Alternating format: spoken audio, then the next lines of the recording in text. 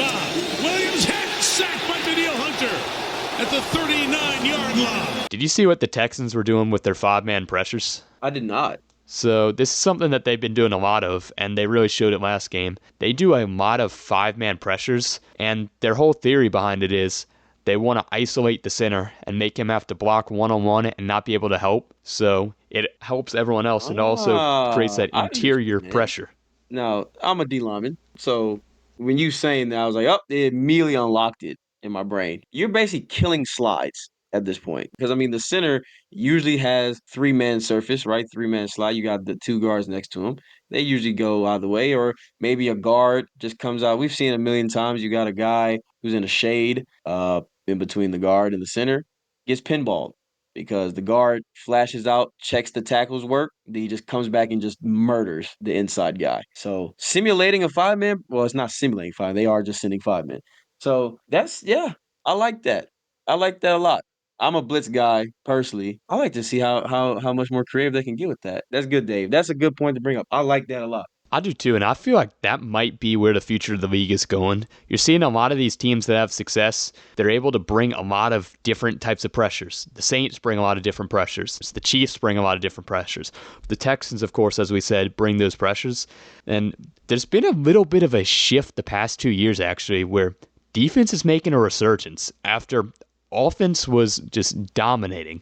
It looked like the league was never going to be defensive again. Points per game have dropped down a little bit, and you're seeing creative things like this, like bringing in 5-man fronts, bringing in these different types of pressures, and trying to confuse the quarterback, trying to get after him quickly, because realizing if he has time, the offense is going to cook. But you have to find creative ways that can't just be exploited, because you can't just go cover 0 blitz, because you're going to get chewed up if you do that too much. I think we might be seeing a little bit of a pendulum swing, and you've really seen it the first 2 weeks. There's been some lower scoring games. Defense is starting to figure things out, and I think that's going to be interesting to see how it continues throughout the rest of the season. No, I know we just said we're gonna get out, but we got. I mean, look, we gotta get through that topic. But I'm gonna let my defensive mind run real quick. I hear people blame COVID, right? Oh, because COVID it set the QB market back, right? You got guys staying in college a year later, whatever, whatever. No, I don't think that's the reason. It's just like I said earlier in this podcast, with the way that colleges are running offenses, it's not really teaching. It's not really opening the minds of these young quarterbacks. So quarterback play, right, has dropped down significantly to now you're paying guys Drew Brees money and they are not Drew Brees. You know what I mean? You're paying guys who are. I mean, you paid Tua $200 million. I mean, I think that's. I mean, that's all I have to say. I'm not trying to respect Tua or nothing, but if Tua was in that time with Brady, Brees, Manning, right, Philip Rivers, he's not getting that money. It's kind of like the economy. There's no middle class anymore. Everyone's either getting that huge money or on the cheap. And I think that's really what's messed up the market is every contract has to reset the market to get players paid more, especially with quarterbacks. But when you're doing that with the Tuas, with the Jordan Loves of the world, there's no middle class for QBs anymore, salary-wise, and it's really starting to hit. When you put it that way, it makes a lot more sense. I mean, there was a much better hierarchy, a much better tier system back then, right? But I mean, the whole, you know, quarterback play just in general is just worse, right? And the league is all about trends, much like a lot of things on this planet, right? And now that you have no middle class of quarterbacks, I mean, you kind of do because, once more deals start happening, you start bumping guys down because Derek Carr is now purely middle class, but he was higher before that until he got bumped down by all these quarterbacks getting deals. But now, since you have lower tier QB play, the parity is starting to come back. It is a pendulum in the NFL. We seen for those couple years where, boom, right? It seemed like every rule that they were making favored the offense is at the top of Newton's cradle, right? Balls at the top of Newton's cradle, and that's offense. And now it's swinging back, and now it's come defense. Last year, I think, was the first time you see it at the top of the other side of Newton's cradle, on the other side of the pendulum, where now we're on the defensive side. Now it's going to take a couple years for it to, when you pull a Newton's cradle, it bounces the balls back and forth, and it slowly starts to, get back to the middle, and it stops back to perfect equalized middle.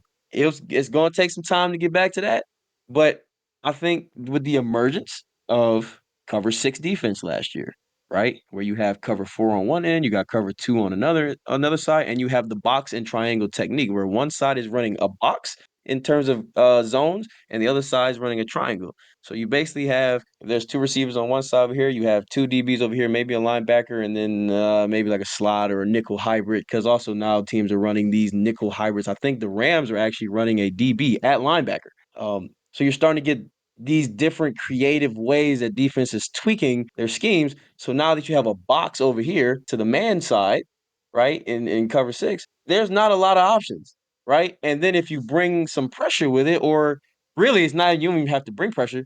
You just know that these quarterbacks nowadays aren't really going to read that well because it doesn't look like cover. It looks like cover 4, right? But it's actually cover 6. So it messes with them. And their reads, their timings, all that gets messed up. And now defenses are really honing in on messing up timing because there's a lot of RPOs now in the league. There's a lot of play action. There's a lot of quick throws. All of those are rhythm. So they're messing up the rhythm with these little, nice little bump here. Maybe we flash a guy out here, and then like I said, with the triangle technique on the back end of a cover 6, it plays with timing and it messes up these quarterbacks who are not the most cerebral quarterbacks anymore. They're not thinkers of the game. CJ Stroud is a thinker of the game, but out of all the quarterbacks drafted, he's like the one, right? And that ratio is just not good. So now, right, if you look at what the Saints do, the reason why Lante Taylor got 3 sacks is because if you look back at that, instead of pulling the center, what they're kind of doing is they're kind of letting him read. Because if you notice, he's coming off late.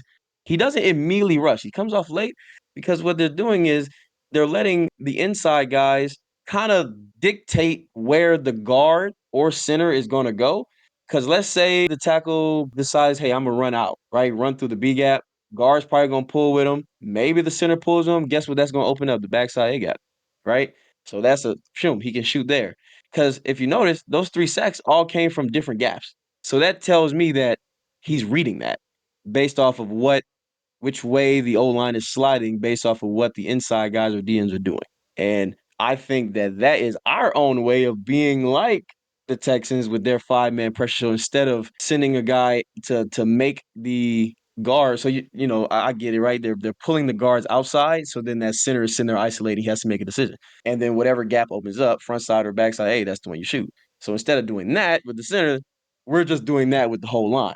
So you're starting to see defensive coordinators get in their bag a little bit. They start thinking about it a little bit more because these offenses, they're getting a little, they're getting simpler and not really in a good way.